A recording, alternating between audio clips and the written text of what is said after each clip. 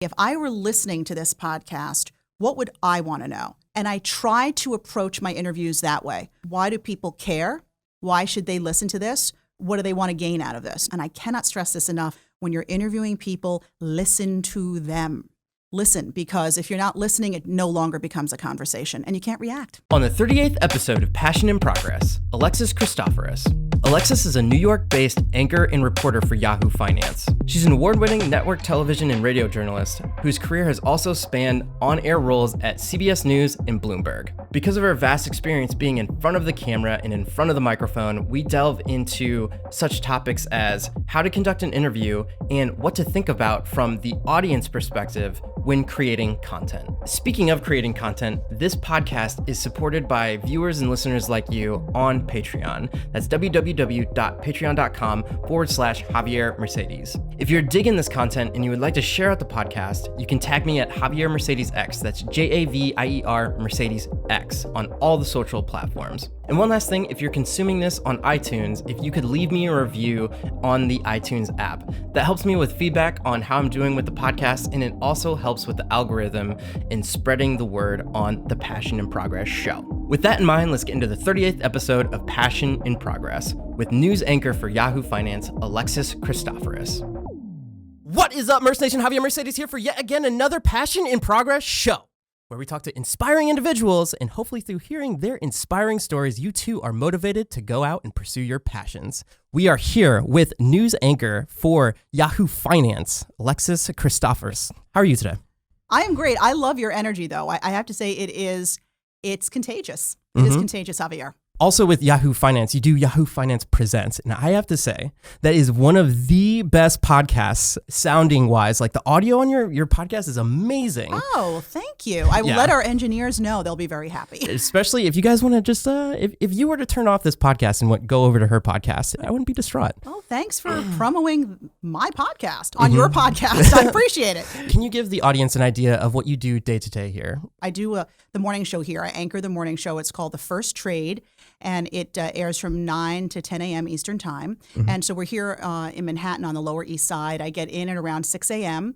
We have a news meeting at 6:30. We all sit down and talk about what the stories of the day are going to be, the top stories, which reporter is on which story. I should mention that we are a stock market driven show, so a lot of it is about what's happening before the opening bell, what companies are making news, what should you be looking out for in the day ahead.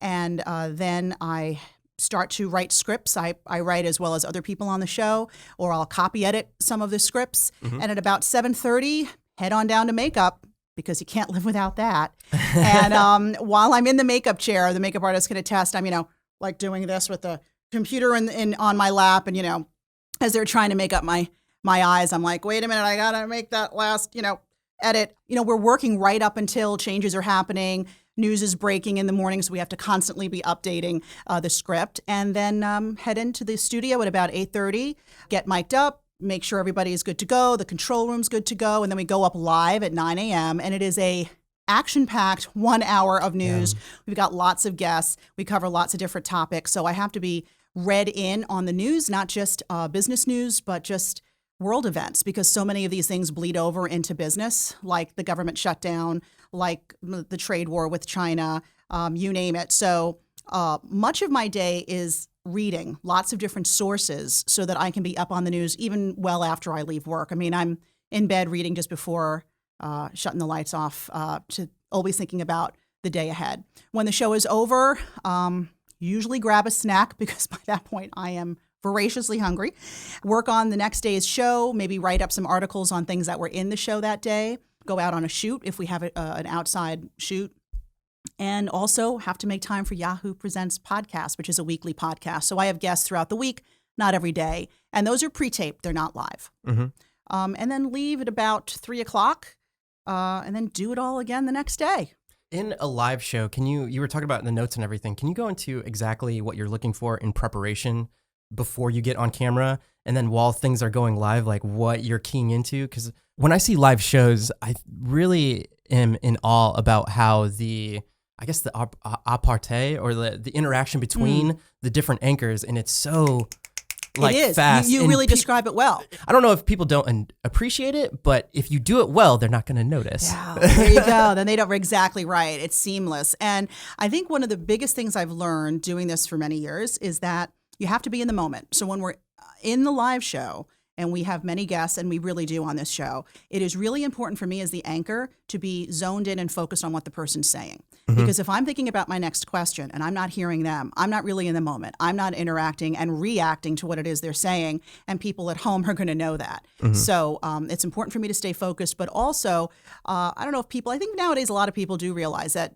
news people have what's called an IFB in their ear. It's this little earpiece that allows the control room to speak to the anchor and to let us know how much time we have, or if we need to wrap up an interview, or whatever it is they need to tell us. So you have that coming into your ear. So I've got to be listening to them and listening to the person in front of me. Oh my gosh. So there's a lot of multitasking, but I actually love it. You know, and it's high adrenaline. And then when the hour is over, you kind of go, you know. Dare I say you may be passionate about it? I am. When you're in those kind of situations and you need to wrap up something, is there some kind of like word that, or different kind of techniques that you use to pivot a conversation, or you're just like, and we're out of time, so we would love to have you back on the show, so bye. I try not to do that. I try to let the person finish their thought, because would not want to cut somebody off. But usually we'll say something like,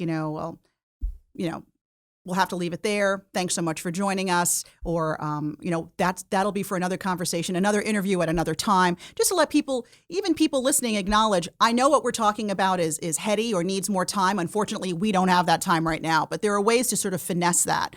I have been known, if the camera's not on me and it's on the guest, I've sort of given my guests like the look of like, get out now, stop speaking, please, And sometimes people are actually, the savvier ones get it. I've actually done this where I've been like, this is the rap sign. She's spinning her hand for those that are listening. I tell people to. I spin my finger at them. And some people just think I'm crazy, and then other people get what I mean and stop talking. I love how you're so serious about saying that. Can you give an overall, an overview of the kinds of guests that you're interviewing on these shows? Sure. So we're always looking for C-suite people within companies, so CEOs, CFOs, CIOs, the people that are making the decisions. We're looking for business leaders, market leaders, people who are moving the market, who watch it in a way you and I are not, and who can sort of share with us their expertise. It was such a volatile year in 2018 for the stock market, and a lot of the people coming to us are not day trading. They just, want to make some money. They want to be in the market, not lose a lot of money. So they're looking for guidance, and they're looking for ideas. And so we're sort of trying to pick the brains of the smartest people in the room and bring them into our show and share their thoughts and their experiences with us. Being surrounded by such inspiring people like that and geniuses in their own right, how has that affected you in your personal life?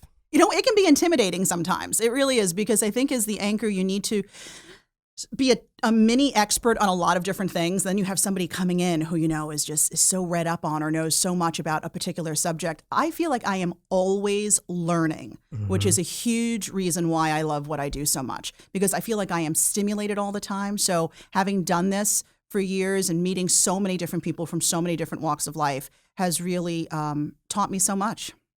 Yeah, I think in my own experience doing this podcast, surrounding myself with so many different people and so many different backgrounds that are so passionate about what they're doing, it's like it gives me exponentially so much more drive to do whatever I'm focused in on. Yeah, and that's what your podcast is all about, is is sort of paying it forward and making other people feel that inspiration, which is great. So you were talking about the different stuff from your past, and I believe it was CBS News and Bloomberg. Do you want to get into what you did for them? Sure. So I actually started my business news career at Bloomberg back in the 90s. In 1994, late 93, I started with them, and I was there when they launched television in 94. Before that, they were just radio. Just the term they just launched it. They launched their own, their own television. And I started out as a radio reporter there, and actually was hired as a general assignment reporter, because I really didn't have a business background. A lot of people think I came from the world of business. I did not. I came from broadcast journalism. I was an NYU major in broadcast journalism, so I thought that's where I was going. How was it getting up to speed with the terminology? So here's how that happened. So in '94, they came to me. I was on the air for, I'm going to say just a few weeks, it felt like. And they said, we're changing format and we're going to go all business. Because at that point, they were general news with a big focus on business, but now they were going to go all business. And they said, we really like your sound and we'd like you to stay on, but we're going to go all business. And I said, I was in my early 20s. I had gotten back to the market I'm from New York City. To be able to do what I love in the city I live in, I grew up in, was awesome, and I didn't want to leave. And I said, I think that's great, but I need to tell you, I'm not a business person. So if there's any way for me to stay on, I'd love to, but this is not my thing. And they said, it's okay. We will help train you. And so there's something called the Bloomberg Terminal, which is about on every bond trader's desk worldwide, but it's a wonderful resource. I got to know the Bloomberg Terminal inside and out. I had people there who were really helpful in helping bring me up to speed. Some of the other reporters, some really smart folks on the print side who spent time with me. I made sure I read Barron's and the Wall Street Journal and watched anything I could on TV. But there wasn't nearly as much as there is now back in the early 90s, but it was out there. And I just, made it my business to know about business. And so with each interview, I learned and reading up and following. And I entered the business world at a time, business broadcasting at a time when not many women were doing it. Oh, wow. So that was also interesting. The fact that Bloomberg gave me sort of that high profile platform to do that was wonderful and really helped launch me into what this niche news that now I've been doing for 20 plus years. For the training that was going on there, was there a lot of that? Would you say that a lot of the anchors and everything that they were training didn't exactly come from business backgrounds and they were mostly like they knew how to act on TV? There was a very good mix, and I'm going to say most of the people on air at Bloomberg at the time did have a business background. So I probably was in the minority. But I was surrounded by really smart people who were very generous with their time and their knowledge, and I'll always be grateful for that. You were there at the forefront during the recession. Can you talk about that time period? Yeah, during the Great Recession of 2008. So at that point, I had moved over to CBS. I actually left Bloomberg in '99 and started at CBS Market Watch, which was actually partly owned by CBS and the Financial Times. And then when that was sold off, when Market Watch was sold, I remained on with just CBS. But back to that was, when I think back to that time, it's like a blur because I can't remember how many live shots in a day for CBS affiliate stations across the country and sometimes internationally because everybody wanted to know what was going on Wall Street. Even people who never were invested and who were not invested wanted to understand what was going on because it was hitting home, right? What was happening on Wall Street. If they weren't invested, they were still invested in some way, shape, or form. They were touched by it, whether they never owned a stock in their lives, they were touched by it because the job market was affected, the housing market we know was affected, then was the housing bubble that really precipitated the recession. So I just remember it happening very quickly. It was like hit the ground running every day. They were very, very long days at the New York Stock Exchange. So I was reporting live from the stock exchange. We were doing live hits I just remember being with my producer and my camera person and just going, who are we live with now? What's this station? What are the anchors' names? Because it was just, it was a hamster wheel of information. And the information was coming pretty fast and furiously. So it was a challenge to get it all out and to make sure that you were accurate because people were losing life savings, and it was serious. It was really serious. Yeah, there was another thing, and it was the high school that you went to, Fame. Yes. Can you just describe like the kind of people that went through there? I didn't even know that this was a thing in New York, but can you explain what that place is? Wait, can I ask are you familiar with the movie or the television show Fame? None of it. Okay, you immediately after this have to go YouTube that. Okay. And check it out. So the high school is called LaGuardia High School of Music and Art and Performing Arts in New York City. And they have different concentrations. So you get your academics, it's sort of a dual mission school. So you get your academics and then you can either do drama, which I was a drama major. Surprise, surprise. Music, so instrumental music, vocal, dance, fine art. fabulous school. And guess what? It is for free. It's a free Really? New York City school. Yeah. And then actually a lot of art schools around the country have used LaGuardia as sort of a blueprint for them. How is it a audition process to get in? It is an audition process, and it's quite competitive. So I was there when I was the first graduating class of the combined schools. There used to be a performing arts high school and a music and art high school, and they were separate. Okay. And then they came together, and former Mayor LaGuardia of New York City had always had a love for the arts, and so money, I guess, from him went towards this high school, and they named it after him. And so I was the first graduating class from that school, and it was some of the best years of my life. I mean, going in every day, and half my day was academics, and the other half was in studio doing monologues and voice and diction lessons. Yeah. And it was great. So lots of famous people have come through the school. Al Pacino. I saw it was like Jennifer Aniston, Robert De Niro, and Nicki Minaj. and like Wesley Snipes, I think, too. Yeah. I'm not sure about that, but it could be. Very well could be. Yeah, maybe. So, Jennifer Aniston was the year ahead of me. Awesome. And I just remember she was popular even back in high school. And she was actually working, too. Back then, they frowned upon you working while you were in school because you were supposed to be there to hone your craft, Javier, But she would get commercials and what have you every now and again. So you brought up the diction and everything. Right. And a lot of people that consume this podcast are like YouTubers and other things of that nature. So on-camera presence, if there were some tips that you could give for just talking to a camera and getting good on camera, or even in this interaction, what would you say?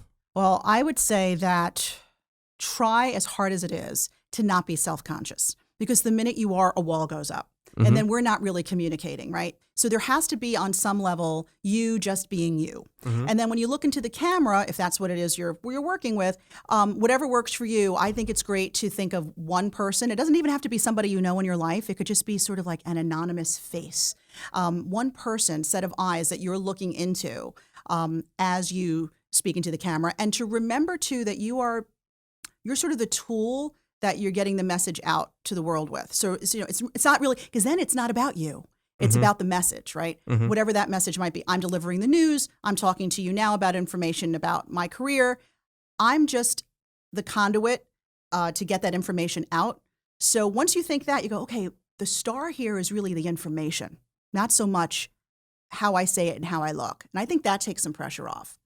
And then it's the teleprompter for people who don't know. So that's when you might think all the anchors are really, really smart and have everything in their heads. But of course, we are reading 90% of what it is we're saying off of a monitor that has words scrolling. Somebody is, thank God they're there, in the control room scrolling and keeping pace with us as we read. Have you ever ran into a situation where it stopped? Oh, my friend, worse than that. I mean, it stopped. It went completely black. It scrolled really fast. So, which is why being in the moment is so important, because when that happens, you try to recover best you can. I've also learned it's okay if people watching realize you're human and crazy things happen and your teleprompter just went out. I mean, it's okay to admit that if you have to, but to be able to ad lib is really important in this industry because, a lot of what you rely on might not be there, and you just might have to go off script, literally. And so, and if you have to get used to prompter, I would just say the more you do it, the better. Read copy out loud. Growing up, I used to read commercial copy, like when it would come up on the screen and there'd be like words during a commercial. I would say it. I was like 12 and I'd be sitting with my parents and I'd say it like I was the announcer. That's awesome. Yeah. Like, I can't think of it, this drug will help with diarrhea and, whatever your it might be. Your inflection in your voice even mimics what they're doing. I would do it. I would say that. And then my parents thought I was a little odd. I would stick myself in the bathroom with the TV guide. For those who remember actually having a TV guide, I'd sit in there and read the TV guide out loud. Yes. Wow. It's an interesting childhood. I would also do it looking into the mirror. But honestly, I know they sound a little crazy and you have to do what works for you. But if this is sort of the path you're looking to take, you have to know what you sound like, what works for you when you're speaking, intonations and pacing is all really important. So you have to speak out loud, and strong and proud, and do it whenever you can. So if you have to lock yourself in your bathroom with a magazine and read that out loud, that's okay too. So I was a professional audio engineer for a little bit in Atlanta, and we would get people that would come in and they would read the brochures and everything for medical. And there's a different inflection. And not only that, but the vocabulary for medical is like it's tough. astronomical. But with that was just the kind of different inflections in what you were talking about and how they read it versus doing a normal VO or how you, I guess, present on camera. And with that, did you kind of get into the voice that is like a news anchor voice? Is that something that you were like born with? Like how does that come about? Was that something that you were practicing and just how you were talking about like just reading and then finding that inflection? I think that a lot of that for me came from honestly a love of reading. So I read a lot growing up, and I always felt like when you read the way it was intended to be read, these characters come to life. So I actually had fun with reading things, again, out loud, and sort of bring things to life. I would do character voices when I would read. I mean, so I think we don't want to sound newsy or news-like or news anchory-like, and I think more and more the news industry is getting away from that. Okay. And the idea is to be much more conversational. Authoritative, but conversational is sort of an interesting balancing act.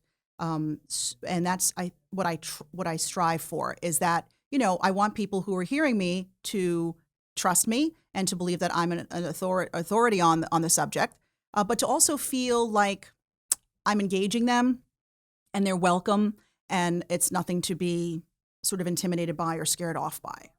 You are so efficient with your speech. Thank you. Trust me, being an editor, it would be. I'd be happy to edit your stuff because they would be like, "Oh, you don't have to edit out anything." Oh, wow. Well, be with me for the whole day, and you'd have to do a lot of editing, I'm sure. So, with your podcast, when you have your guests on, how do you go about creating the questions and the formulaic? I guess how an episode plays out. So, I don't really have a set time for people. I feel like sometimes as things are going, if I feel like we've wrapped it up and there's not much more to say, I won't just keep going for the sake of time, which is the beauty of having a podcast where I control the time. Yeah. Right. Because sometimes, you really do have to stay with somebody for half an hour or whatever the case may be. And I don't have to do that. Beforehand, we always I don't do pre-interviews all the time, but I do ask for information. So I'll say, do you have any notes? Do you have anything that you want me to read as I prep for the interview? So that's the first thing I do is I get that information from people. I myself do whatever independent research I can on them. And then here's what I do. Anytime I come up with questions for an interview, whether it be for a podcast, video, whatever, is first and foremost, I'm a consumer of news and I know what I like to hear or what I'm interested in. So I always flip it. And I say, if I were listening to this podcast, what would I want to know? As putting on my consumer of news hat, not my anchor hat. And I try to approach my interviews that way. Why do people care? Why should they listen to this? What do they want to gain out of this? Now, that's powerful. What you just said there. I can only speak for myself, right? Yeah. One of my jobs too is to sort of have my finger on the pulse of, what are the buzzy things out there? What are people talking about? What matters right now in this environment? And so I try to have the questions reflect that. And again, and I cannot stress this enough, if you're listening to this and are in this industry or thinking about getting into it, is when you're interviewing people, listen to them. Listen, because if you're not listening, it no longer becomes a conversation and you can't react. Yeah. We right, like when we're talking now, right? You're listening to me, and we're bouncing off each other. Yeah, it's a little different because I'm like trying to make sure that you're always in focus and like all the gauges are there. Well, but the technical stuff matters too. Yeah. There's kind of two questions I want to ask off that. When you've gotten into an interview, have you asked like one question and then just where the person went from there, you're just like, okay, I guess we're going to take this whole interview a completely different way. Oh yeah. And I think that's what my first couple of podcasts that I did, it was more than a couple. It was like so stressed out just trying to do all of this research and get all of this bullet points. And I had like pages of like stuff written down, and then it would be robotic of like, you finish that question? Next question. Right. We're not going to delve into anything about the next, or whatever you just said. And then after I found like what you were just saying, you're listening, you ask a question and then you see what they say and they're like, actually, I'm really curious about that. Like, exactly. can you with the first part, have you ever had one question where you asked somebody and then you're like, whoa, and went into a completely different thing? It happens a lot. And that's why you have to be flexible and not married to whatever it is you thought the interview was going to be. I mean, this is interesting too. You know, sometimes, especially in the news industry, things happen so quickly. All right, so let's just switch gears and say we're doing this for the 5 o'clock local news. And I have an assignment to go out and get a particular story. And my producers think the particular story is one thing, but when I go out there, it's really something else. Well, I can't come back to the studio and say, oh, hey guys, they want me to come back with the story they wanted. Yeah. But I have to go out there and report the story that I'm actually hearing. So the thing is to not go in a lot of the time with preconceived notions. Don't go in with your story already written before you shoot it. Don't go into an interview thinking you know what the person's going to tell you before they tell you, because you have to leave yourself open and a little vulnerable to the fact that things might change and that you need to be flexible with it. Now, sometimes I've had interview subjects really go off the rails in a way that I need to bring them back, right, to focus the interview. Yeah. It's one thing if the question I asked, the answer they gave me wasn't what I was expecting, and so it took us somewhere else. That can be just or even more interesting than what I had planned. But if they so go off into the deep end, where it really it doesn't focus us any longer, it's my job to circle us back and get us there without being super obvious.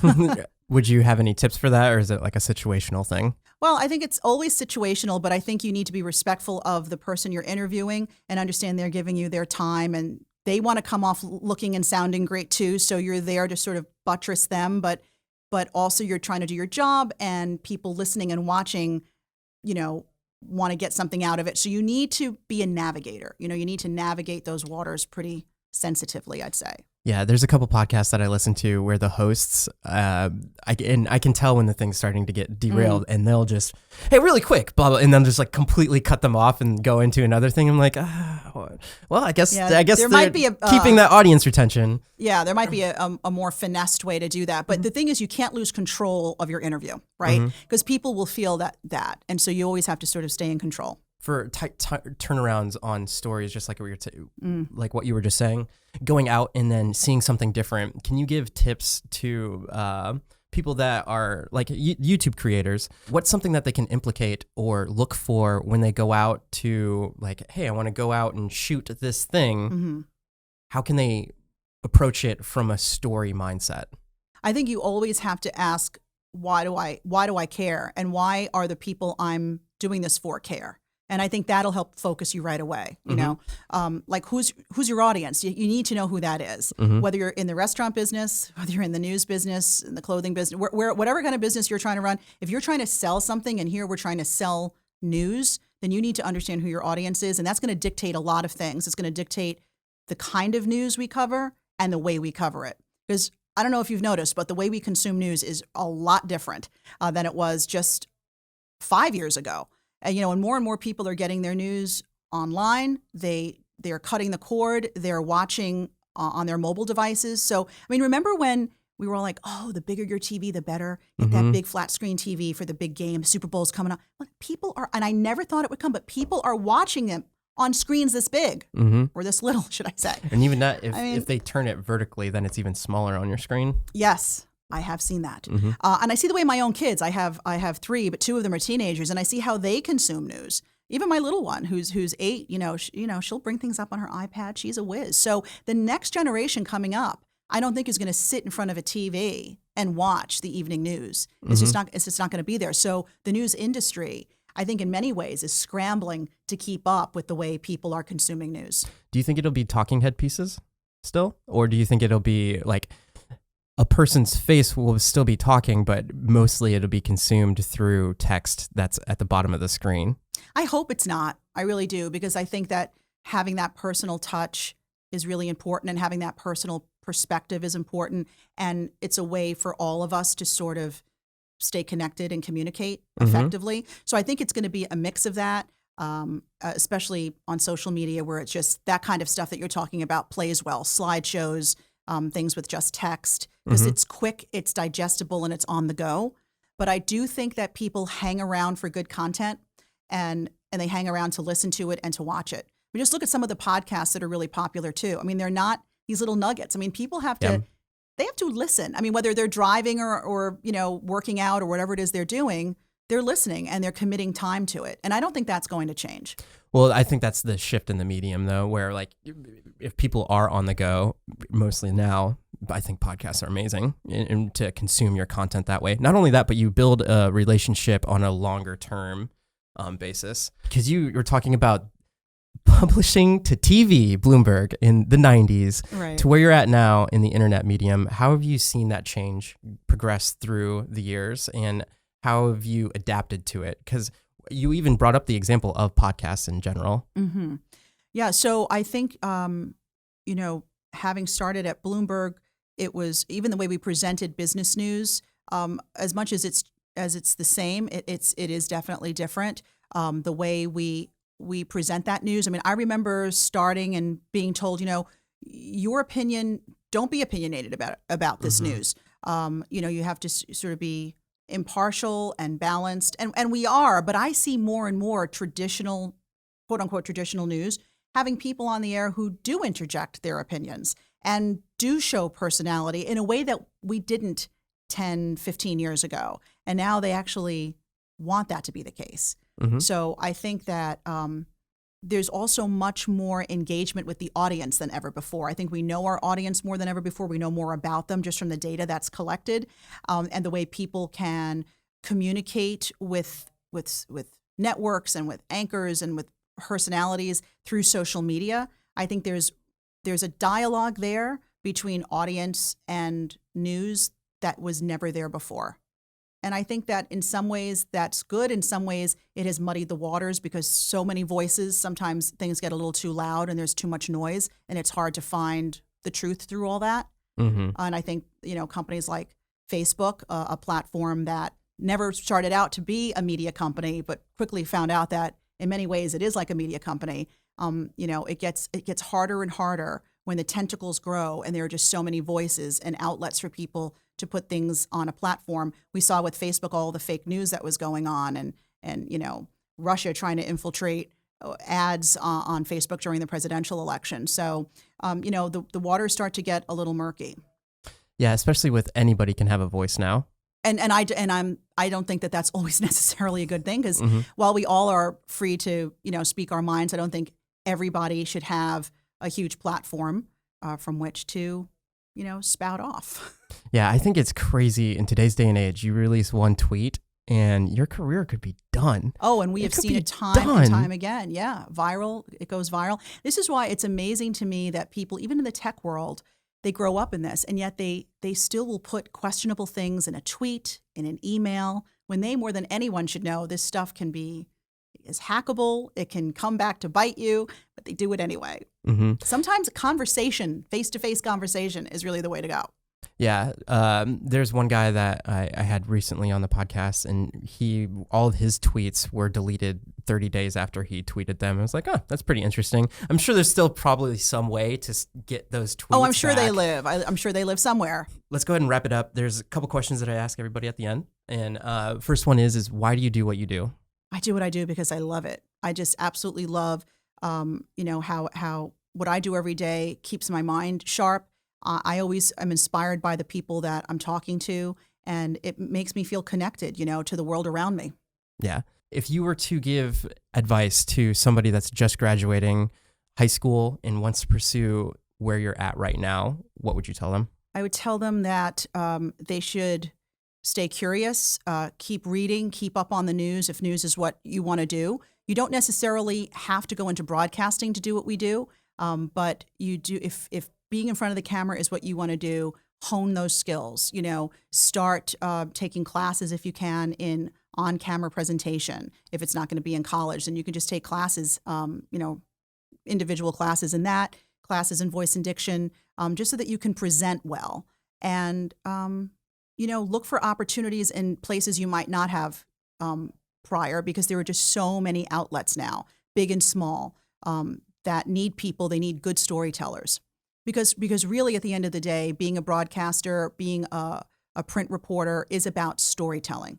And don't lose sight of that. And once you realize that, you know what, you're out of the equation and you're not the star. You, again, are this vehicle for the information. So I think first and foremost, if you're a good storyteller, you're already ahead of the game. When you're getting older, and I'm a prime example of this, as 401ks start to kick in and everything else, you start to pay attention more to the news. Would you say, in what you were just brought up with, if you are interested in the news, in journalism, even at a young age, what to do? But for me, as I'm getting surrounded by all these people, it's more like, oh, it's really cool learning about the little behind the scenes things and what it takes to actually create stories on such a day-to-day basis. Like, it's so fast paced. And for somebody that's like creating YouTube videos and everything like that, I just am appreciative that there's infrastructures that can turn around that kind of stories like so fast. Would you agree that most people, as they get older, they start to pay attention more to the news, if it like starts affecting their finances and everything, or if it's more like you just, in your case, like you like reading and you want to be able to tell people stories and things of that nature? Right. I think that people will watch what matters to them at that point in their lives. Oh, that's such a good statement. It is, but it's true, so right? I mean, think about where you're at whatever time you're at in your life. Like, I don't think I watch the news the way I watch the news now when I was 18. I mean, I know I do, because the same things didn't matter to me. I wasn't a mom. I wasn't a wife. Priorities were different. So I think your priorities dictate what it is you're going to watch and why. And those things do change. And, you know, age plays a part in it. Yeah, especially when you have families and things like that. You want to make sure your finances are in good order. Where can people find you? People can find me at yahoofinance.com, and we are also on Fios One News. If you get Fios, and we're on Channel 1 through Fios One. Our show, The First Trade, is simulcast on there. And you can also find our podcast any place you find podcasts, including Apple's iTunes. And what's the name of the podcast again? Yahoo Finance Presents. Yeah, there's some really good ones on there. And like I said, it is one of the best sounding. Like, if you go there and then you, after listening to this podcast, and then you go listen to that one, you're like, man, this is a treat for my ears. Wow, thank you. I hope it doesn't like lull people to sleep, but I will say it's also super efficient, because you get like quick hits of information. It's like 20 minutes to like 30 minutes, and sometimes shorter. But when people are in there, you're very focused on the information that you're getting across. Why would people want to listen? Yep, it is not quantity, it is quality. Boom. Thank you so much for your time. Thanks a lot, Javier. I had a great time. All right. If you want to check me out, I'm at Javier Mercedes X on all the social things. And until next time, live a life of abundance, and I'll see you guys next time.